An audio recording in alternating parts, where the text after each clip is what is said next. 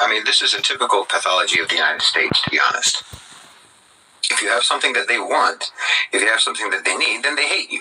They demean you and they dehumanize you. You're not just an enemy to them.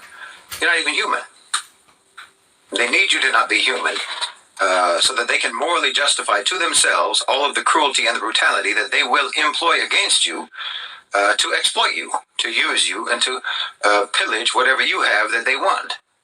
Because they want to be able to enslave and abuse you in good conscience. The most obvious example, of course, is slavery. But of course, that was just one, maybe the most acute and the most grotesque form of dehumanization that they did. But this is just their way. You know, from the enslaved Africans, they wanted their labor, and they wanted the wealth that was produced by their labor. Now, other nations had slaves. The Muslims had slaves too, but no one else in history, no one else in the world assigned slaves subhuman status.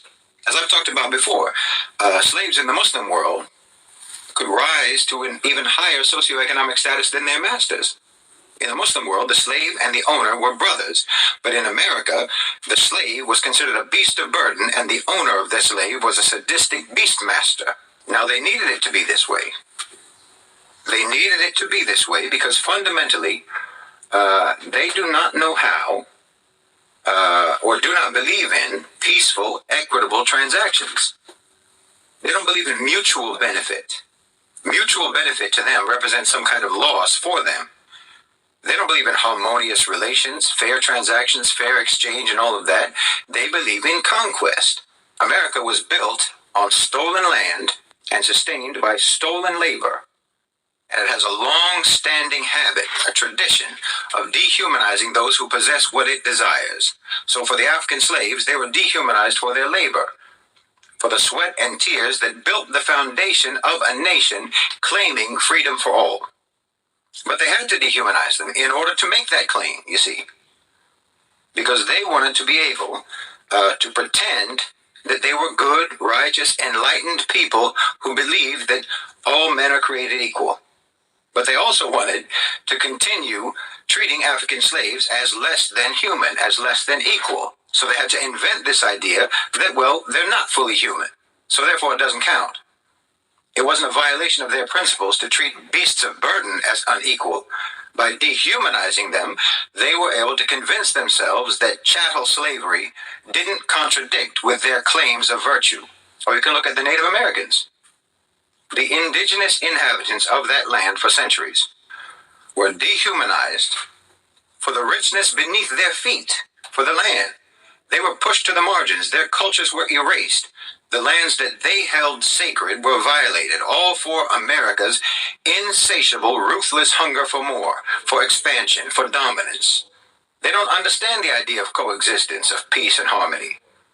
They believe in the philosophy of the last man standing. That's their approach to the world.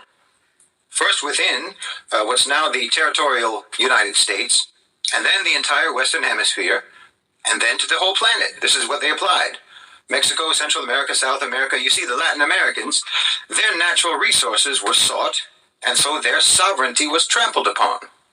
America's pursuit of what it desires has always been characterized by exploitation, domination, and subjugation. For all their talk about capitalism and the market, you know, free exchange and so on, for all their talk about this, it's not what they practice, and it's not what they fundamentally believe. For them, capitalism means we make the money, we make the profit, we benefit. Everything is ours and nothing is yours.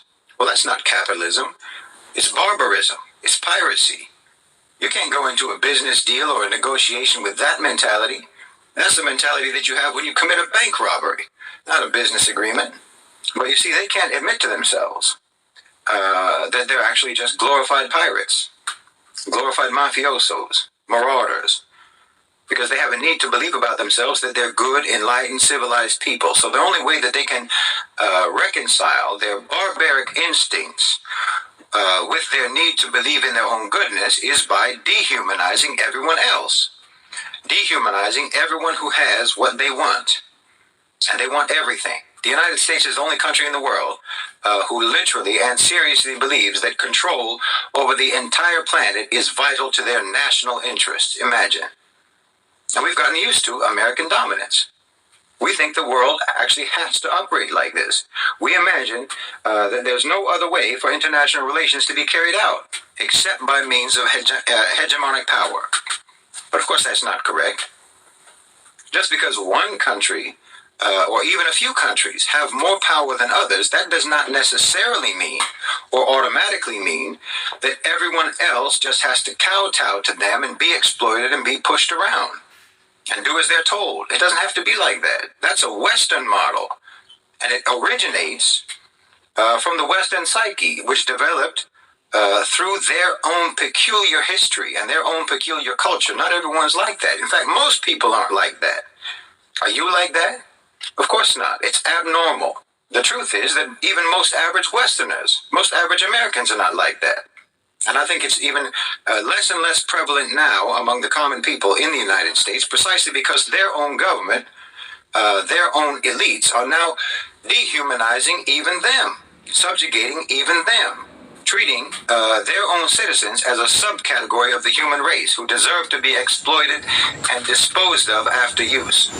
That's how the West and how America is treating its own people now, not just the global South. And yes, it's abnormal, it's pathological, it's sick. And most people, even most states around the world, are not like that. There's something wrong with you. I mean, China's not like that. China, by most metrics, is the largest economy in the world. It's a global superpower, not a regional one. It's a global superpower. But it's not trying to dominate and subjugate the planet. The Chinese approach to international relations is compatible with the historic Muslim approach to international relations. This is why we get along. This approach is one of harmony, mutual benefit, bilateral and multilateral cooperation. They don't feel that they're losing money if both of you make money.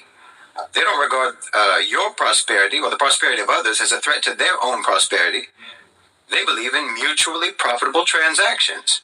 You know, for the Chinese, if you have something that they want, if you have something that they need, well, that makes you important to them. It makes you someone that they want to get along with. It doesn't make you an enemy. It doesn't make you, or it doesn't make them want to invade and colonize you. And understand this isn't necessarily based on any particular morality or moral principles. It's just simple practicality. It's good business. If you wage war on a country, then only some segments of your economy will benefit from that. You know, weapons companies, reconstruction-related industries, and so on. But there are huge segments of your economy which will suffer because of war. To the average Chinese business person, when they see casualty figures from, say, the war in Iraq or wherever else, they see from those casualty figures, well, that's just that many more people who will not be customers that we could have sold to because they're dead. That doesn't make practical sense. That's not good business sense. Forget about the moral right and wrong of it. Just from a practical business perspective, casualties of war don't go shopping. I mean, until recently, the U.S. economy was war-driven. It was the military-industrial complex. That was the driver of the American economy. But manufacturing, as a percentage of the U.S. economy, has declined considerably since Eisenhower first talked about the military-industrial complex. Things have changed a lot. I think it's reduced from around 32% to less than 10%. And about today, about 90% of American manufacturing is not connected to the U.S. military. That means that other business sectors have greater influence than they used to. Business sectors that may not necessarily benefit from war, but could actually be hurt by war. And as the domestic economic dynamics have changed, as you know, so too have the domestic power dynamics with the rise of private sector power and the globalization of private sector power, to where now the owners and controllers of global financialized capital are no longer tied to American prosperity.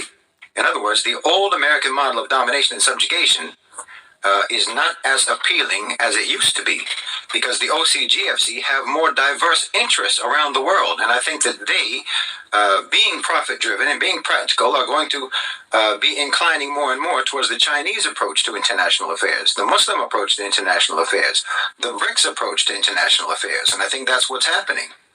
Because yes, there will always be a segment of, say, Larry Fink's portfolio of BlackRock clients who can profiteer in the wake of war. But at this point, I think that there's a far greater proportion of clients in his portfolio who won't benefit from war and who would be harmed, whose interests would be harmed by war. And that means the death of Washington neocons.